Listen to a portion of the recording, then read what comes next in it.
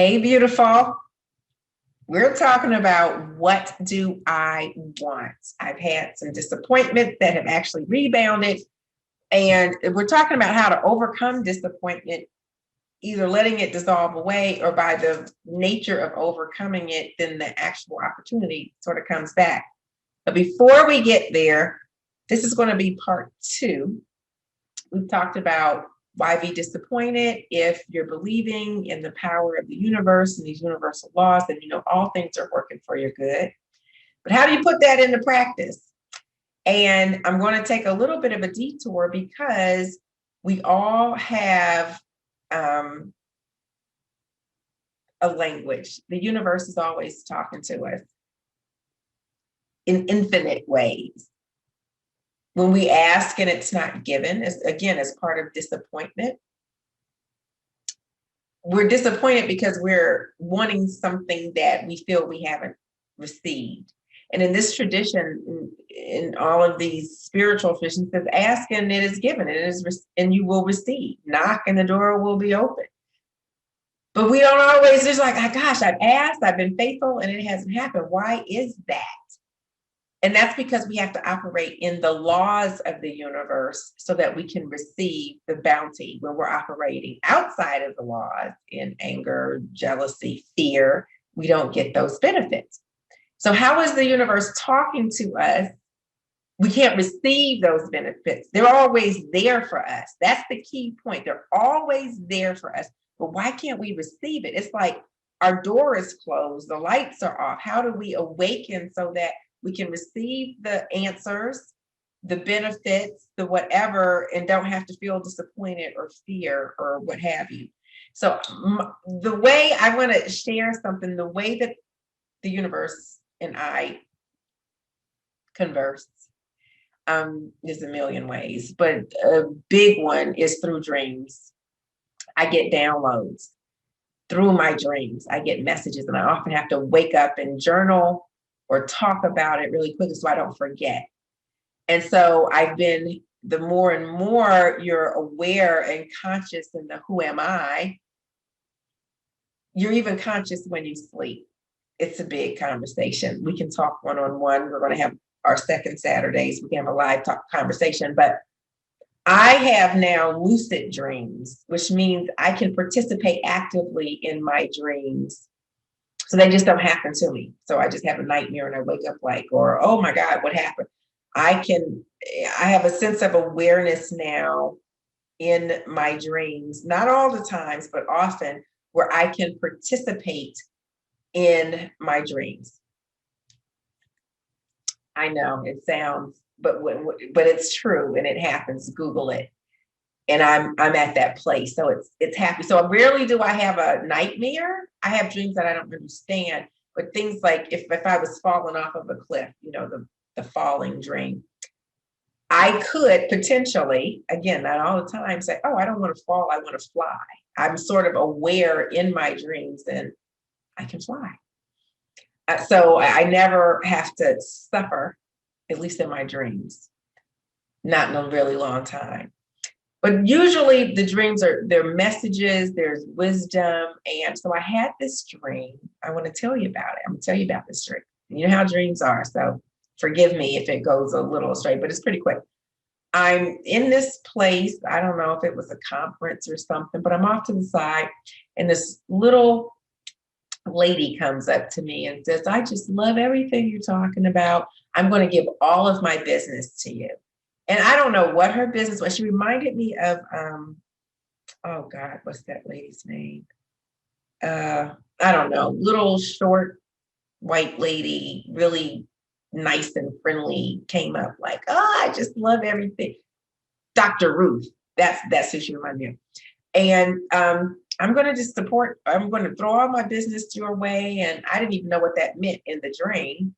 And it was really, as I was going through this disappointment, how for that week, how to overcome disappointment, I'm having this dream. And so it's like, oh, I don't need to be disappointed. See, other opportunities are coming to me.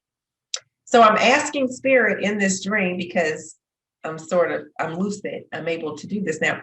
Please just record this dream for me so that I can remember it in the morning. And the message of this dream was that you create the future in the present, which is one of my own favorite quotes of mine. You create the future in the present. And so, but this had deeper learners, like, how do you do that? Like, how, because people always want to know, well, how? So I asked Spirit to record this dream.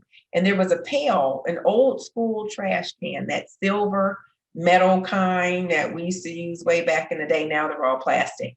Like now people will put ice and drinks in it at parties or big barbecues. And so my dream was being recorded in this pail, in this metal trash can. And as the dream went on and these lessons came, it would fill up with water. So the message was being recorded in the water. Okay. So I go ahead and have this dream. I wake up and I'm like, wow. I got all these messages. I know how to get over this disappointment. And I go on a run. I go get my exercise in. And I'm trying to remember. I got it. Well, first I journaled right away this dream about the lady and the business and the recording.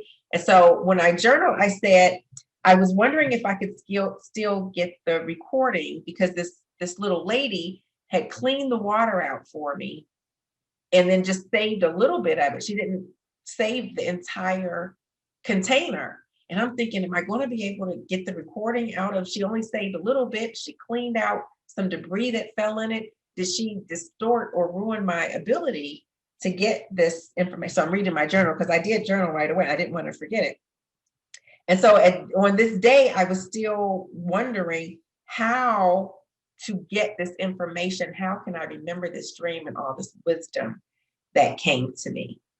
And I have to tell you, so many things came in. So one, how the universe talks to us in different ways. It could be dreams, it could be sports, it could be nature, it could be whatever it is for you. You have to figure that out and be diligent in having that conversation. But then there's a translation. How do I get it from water that was in my dream into my awareness? How do I know this? Like, is this a fiction or is this real? Because in the non-form, in the spiritual, it's not form. It's not going to be written down in the book for me. So it's that awareness in the oneness is how you retrieve this information. So what do I want? I want to overcome disappointment. I want to create an outcome that I want. I've had a dream. The universe is talking to me. It's in this water, in this trash can that's been minimized, that's not even in the trash can anymore. It's been put in this bucket. This nice lady has saved some for me. And then I learned there's still all of the information in there. And I learned how to get the information from it. And I know what the information is. And that's what I'm going to share for you. So it's incredible when you start dealing in this space. So I'm going to tell you now about the information in the water and how I was able to retrieve it, in hopes that you're able to also retrieve your own divine wisdom by finding out how you get it and where you get it in all these different places. Okay, here we go. Okay, this is going to get deep, so I hope it resonates with you, because I want you to translate it into your own language. If someone's speaking to you in German and you don't speak German, you're not going to get it. And that's when I talk about the answers are already coming to you. It's up to you, me, us, to be able to translate how the world is speaking to us so that we can understand it. So I have this dream. I've recorded it. Spirit has assured me it's recorded in this water. It's a smaller amount of water. And this is the first lesson. What's in the one is in the whole. What's in the whole is in the one. I don't need the whole pail of water. That's the first thing I realized. Like, oh my goodness, my recording is diminished. No. It's like when you light a flame and you can light 1,000 other flames. The first flame is not diminished by lighting it. This is a universal law. unfortunately, in the form, we believe that if I give you something, it takes away from me. That's not true. When you're giving in this way, it doesn't take away from you. Actually, you grow by the giving, because what you give, you receive, like a flame. So in this way, it's in one molecule. If I take a hair or a fingernail, I can get the entire DNA of my body in one thing. This is how the universal laws work. We've been misled into thinking that no, it's me versus you, or one thing is going to diminish that. It is not true. And this is what came through to me in this language of this dream. This it's not even a metaphor, it is real, that I don't need a whole bucket of water. I could just take a drop of water, like a drop of DNA, like a fingernail, to express everything that I need to know. Everything is held within the one, like a hologram, or what is that? I always think of a disco ball where it reflects all of the same images, a diamond, where it reflects all of the same images in each prism. It's all the same. You don't need all of the prism, you just need one. And so in this way, I know I can get all of the information. That is so important. So you don't need to have what we think of in the natural total information. Let me say it differently. You will have total information, but you don't need to have 100% of the water in the pail or the bucket. You can have total information in one thing, like one strand of hair. They can do a whole drug test by one strand of hair, by one drop of urine, by one whatever. This is true for information that we get from the divine. That's very major. So please sit with that for a minute. So that's the first lesson. That's how the universe talks to us. We think we have to know all these things in all these different places, but really, there's a lot of information known in one thing. There was the famous sermon Buddha. It's called the flower sermon or talk, I think, where he held up one lotus flower, and all the monks, all of his students just sat there. He didn't say anything, he just held it up. And one of his students, who took over the Buddha's leadership after Buddha, Siddhartha, smiled. He got it, because this one lotus flower had to grow through muck and mire, and through the muck and mire is because the flower grew.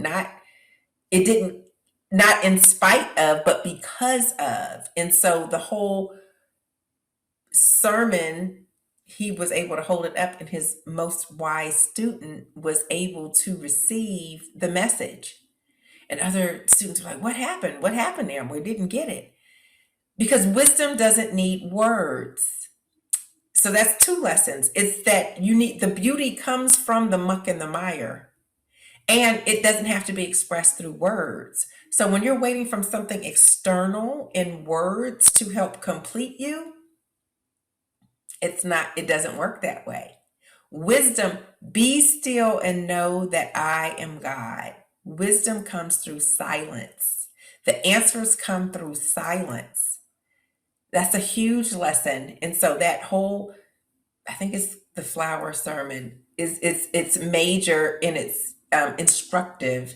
And when you see this in your life, that you can go out. That's why nature is so instrumental. You can go out in nature. It's like a tree, the tree of life. There's so much there when you take time in it. So whatever your language is, whether it's dreams, sport, food, nourishment, how certain chemicals work together, how baking powder and baking soda and flour, all these things work together. If that's your language, everything is an opportunity for learning. And so that was for me. It came through the dream. It came through the water, that I have all the answers. Okay. The information was in the water. So how am I going from a dream to in water to real life? How do I translate? That was my big question. So I go on this run and I'm like, what was in the water? How am I supposed to get it? There's, because in the natural, we need a translator to translate from English to French, or, a software or something. Who developed the software? There's always a way. And so I started Googling, I started research, I started meditating. Water makes up 72% of our body. I think it makes up over 70% of the world's atmosphere. There's more water, ocean, than there is land. And so then it came to me that I already have the answers within me because I'm mostly made of water. There's also a new science called water memory. My water has different molecules. They look differently than the glass of water that you would hold. That we infuse our spirit into everything, that it changes the whole. If you put a rose petal versus a lily petal into a glass of water, the water changes. We think that water's just water. No, it's not true. That this divine spirit, that our energy, our vibration that goes into it makes the difference. So that was the next message, because I sat in stillness to get it, that the answers are within me. I'm mostly water. So I'm trying to translate water from a dream that was recorded to me, like this is, I can't even do it. But when I continued in this study, in this language, trying to understand how this language of the spirit and the divine works, is that the water is within me, which is the continual message that I am the light of the world and the light of the world is within you. I already have the message within me. That was amazing. So then how to retrieve it is through stillness. Be still and know that I am God. So through stillness, I can think about, okay, I have this recording, I have this information within me. How do I overcome disappointment? And in meditation and stillness and going into the who am I and contemplating what do I want, the answers emerge. This is very deep. I hope you can understand at least a little bit. The biggest thing to come from this, if you start figuring out what's your language, if you're a musician, it's probably coming through music. If you're an artist, it's coming through art. If you're in a job that you're not quite happy with, it's probably not coming through whatever the talent is that you're at work. Maybe if you're an engineer, then it may be coming through the equations. So you have to figure out how it's coming through to you, but know that the answers are within you. And that will help you figure out. So then you don't have to be disappointed anymore. What does it mean if I gain the entire world and lose my soul? What does that mean? So I gain a job, I gain a position, I gain some money, a trip, something material, but I'm unhappy. What is it? That's not it. So we have to switch it around. So when we think about disappointment, what are you actually disappointed in? You have to think about what your goal really is. I want security. I want belonging. I want peace, inner peace, happiness, love. I can get that in an infinite amount of ways. This one thing that someone thinks they're giving me, that's not necessarily, if it's not in God's will, then it's nothing. Then it's going to keep me stuck. So it takes practice. What is my language? Being still, figuring it out. And when you do that, it comes quickly. And here's what's so amazing. I have to tell you, my disappointment went away after I did this and was like, I'm moving on. They can't make me happy. Only I can make me happy. And I started to move on, and I looked at other opportunities, and I continued to write, and I continued to participate in this world differently than the rest of the world wants to participate. And the opportunity came right back around like a boomerang.